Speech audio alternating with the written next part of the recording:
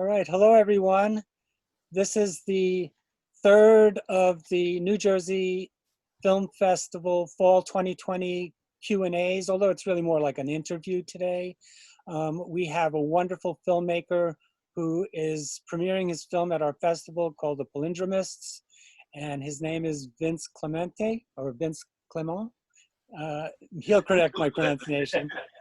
Is that correct, Vince? You got it right, Clemente. Yeah. Clemente is correct. Okay. And we're going to be talking about his film for the next 10, 15 minutes and give you a sense of why you should watch this film. But I need to give you some information about our festival. Normally, our festival would be held at Rutgers University in our beautiful space, Voorhees 105, which is, got stadium seating, a really great sound system, huge high definition projection system and screen. And unfortunately, because of COVID-19, there's no events on campus this fall, and who knows for the foreseeable future. And so we are doing our festival for the first time as a virtual film festival, and we'll be using eventive.org as our film festival provider. They're really, really experienced at doing this. They've been doing streaming for A24, a whole mess of really wonderful production companies, as well as really prestigious film festivals. So we're proud to be working with them. And so the way our festival will be working is that films will be available on their show date, VOD, video on demand. So you can start watching Vince's terrific documentary, which is taking place on October 2nd. You can start watching it at midnight plus 1 minute, and you have 24 hours to finish the film once you start. So let's say you don't want to start watching it till 11:45 on the 2nd of October, you still have 24 hours to watch it, to finish it. So it should be pretty user-friendly. I think it allows a lot of our patrons who are far away, who don't always get the chance to come and see our movies in person. Now they can do it from anywhere in the world, actually, they can watch the movie. So we have this really terrific documentary, and many people don't know what a palindrome is. And one of the great things about Vince's movie is that I'll explain it to you. But since we have Vince right here, why don't you give our viewers a sense of what a palindrome is? Sure. I mean, it can be really anything, but the rule is that it has to be the same forwards as it is backwards. So letter by letter, or it can be, word by word, or it could be, like a song with the notes played the same forwards and backwards, or, any other various thing like that. So yeah, forwards and backwards is the rule. So it's called a palindromist because we're going to be focusing on the kind of the best palindromist creators in the world. Is that correct? Yeah, I mean, it's kind of like, if you study chemistry, you're a chemist. So if you study palindromes, or you're into palindromes, you're a palindromist, Yeah, and I didn't know that there was actually a competition. I mean, your documentary follows this competition that took place a few years ago in Connecticut, right? In Connecticut? Correct. Yeah, I had no idea there was a palindrome contest either.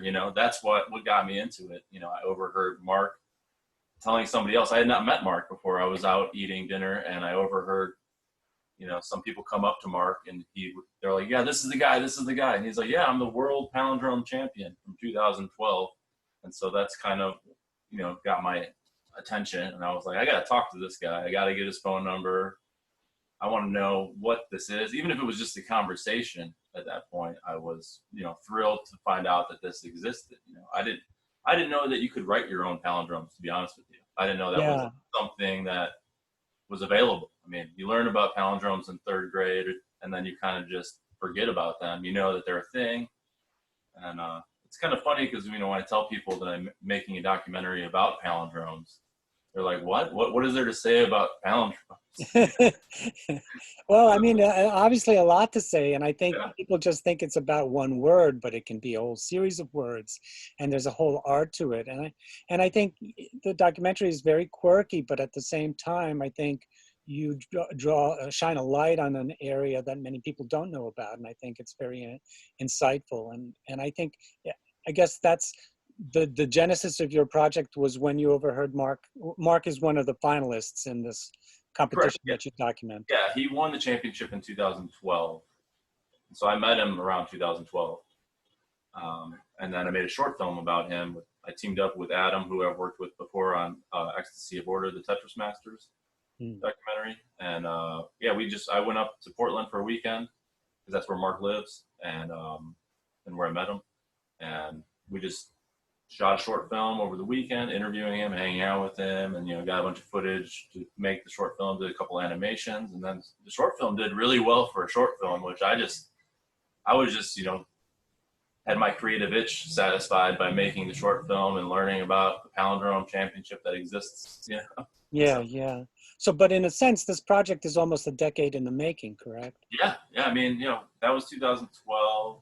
I probably went and filmed him like 2013 or something, then finished the film, later on that year, the short film, and then learned that there was this whole other community of like people that are extremely passionate about palindromes, and they all have, interesting professions and are, just way into this wordplay. Yeah, I mean, you got to go all over. You got to go to Australia. Yeah. You got to go. That's the thing. I didn't go to Australia. Oh, you didn't? That's the great thing about filmmaking. I mean, it was a very low budget film, so I ended up hiring somebody I knew in Australia, and then I gave them all the questions.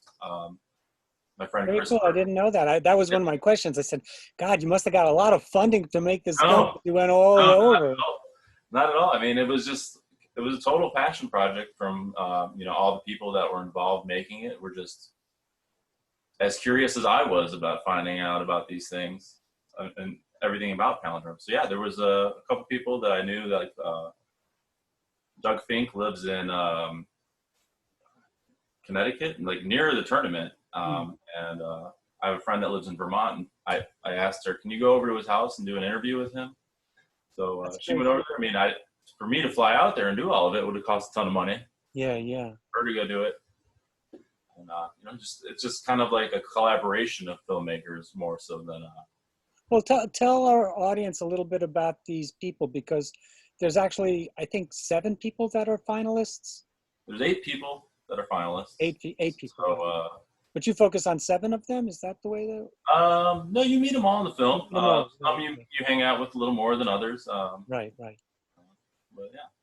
So were there more people in this competition besides these 8? Yeah, there was people that we filmed that we did not put in the film, but yeah, only just those 8 people competed in the tournament. Right. There was a couple other people that were going to compete but couldn't make the competition. So having a film with so many characters, it became hard to kind of include people that didn't compete. And in early test screenings, when we included them, the audience was a bit confused. Like, why are we meeting this person? So. Right.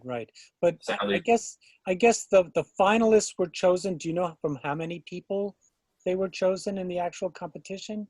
And they would send in submissions, and that's how they were determined to be worthy of being finalists. Is it like our film festival? Yeah, kind of the same way. It's the same thing with people that make the film and not. You do all this filming, and what's the rule? Like 1% of the hours you shoot or something, or what actually made in the film. They were qualified for the tournament. Mark Saltfied, he's the guy that won the 2012 championship. He writes this zine, the Palindromists zine, that's for people that read and write palindromes, which is a lovely tagline for it. But he got obsessed with the history on his own and was doing all this thing and then finding everyone and gathering these people that are just interested in palindromes. So he kind of chose the people along with Will Shorts and suggested people that should be allowed to enter, and through his research, people that are doing palindromes currently, like John Agee, who's a children's book author from San Francisco. He's written 3 palindrome books with his drawings, so it was obvious that he should be in this contest. Yeah, and that's what I want.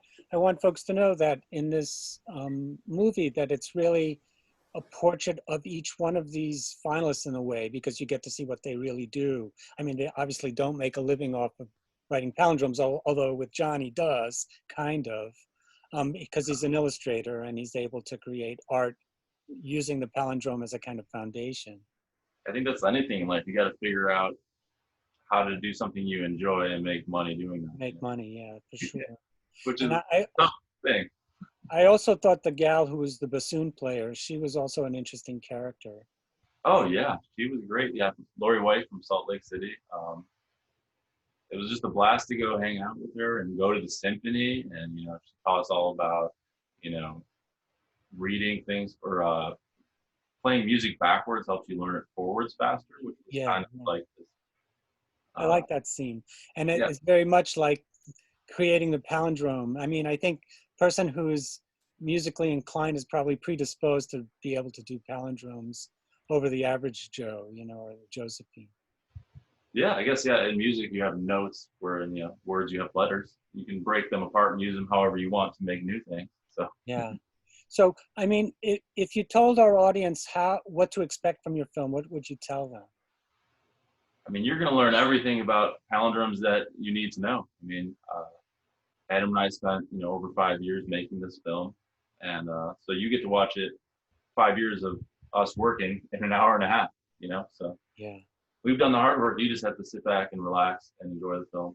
And one thing I like about films like this and why I make films like this is that, it's just kind of like an escape from the real world for me. And it's not like a heavy documentary where you're, learning what food to eat or something, and like how you're gonna die, or what this terrible thing is. It's just a slice of life that you just enter in the world. You hang out there for an hour and a half, and hopefully at the end you're happier and you got to relax. You definitely feel that way. I mean, Yeah. you are, wondering who's going to win the competition, and you also have some really wonderful animations to show the history of the palindrome. So it's really a kind of all-encompassing documentary. It is a work of art, and you should be very proud of it. The fact that we're only really showing 5 feature documentaries out of, I think we received 300 or something like that, documentaries, short and long. We're actually showing, I think, 9 documentaries altogether, short and long. So that, means that it's really good. So folks, you should absolutely come and see this movie. We're going to be showing it again, video on demand on October 2nd. If you'd like information, you can go to njfilmfest.com.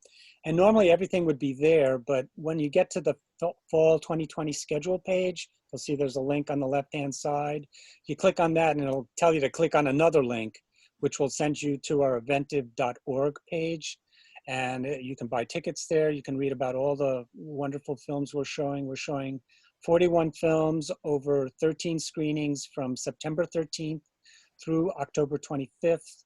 And we'll be announcing the winners on October 25th. So hope you guys will come and join us. And I want to say thanks to Vince for hanging out with us for the last 20 minutes. And we'll be making this Q&A interview available on YouTube so anybody can watch it. There's also a trailer. I think there's a trailer for your film at our site. And there's an intro that Vince was kind enough to do too that will get circulating to you guys. So hope you will join us. And thanks again, Vince, for hanging out with us. And we look forward to seeing you again down the road. Yeah, thank you for still doing the film festival, in this strange time. Thank you so much. I know it's probably a lot of hard work and a lot of different things going on. It's a labor of love, 39 years doing this. So congrats thanks so much. Thank you.